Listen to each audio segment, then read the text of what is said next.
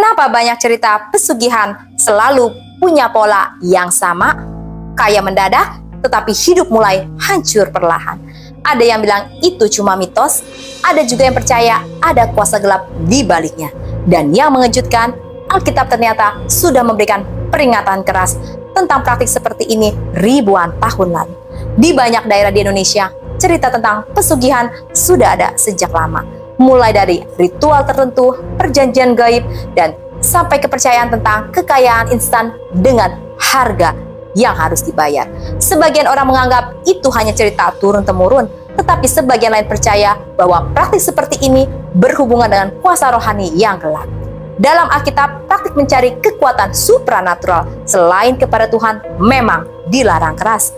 Ulangan 18 ayat 10-12 berkata, "Di antaramu janganlah didapati seorang pun yang mempersembahkan anaknya laki-laki atau anaknya perempuan sebagai korban dalam api, ataupun seorang yang menjadi petenung, seorang peramal, seorang penelaah, seorang penyihir, seorang pemantara, ataupun seorang yang bertanya kepada arwah atau kepada roh peramal, atau yang meminta petunjuk kepada orang-orang mati. Sebab setiap orang yang melakukan hal itu adalah kekejian bagi Tuhan, dan oleh karena kekejian inilah Tuhan Allahmu menghalau mereka daripadamu."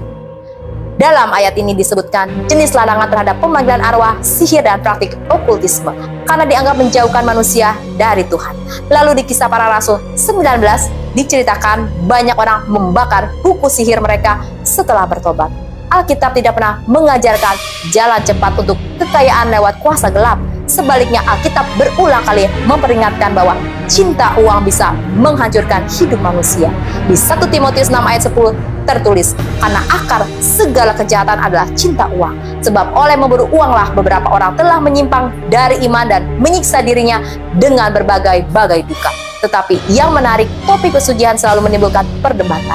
Ada yang percaya itu nyata karena pengalaman dan cerita masyarakat. Ada juga yang menganggap semua hanyalah manipulasi, sugesti, atau kebetulan.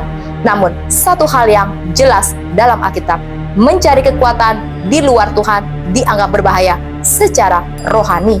Dan pesan moral yang sering dibahas adalah, tidak semua jalan menuju kekayaan membawa damai. Kadang yang terlihat menguntungkan di awal justru menghancurkan di akhir. Kalau menurutmu sendiri, pesugihan itu nyata atau hanya mitos? Tulis ya pendapatmu di kolom komentar.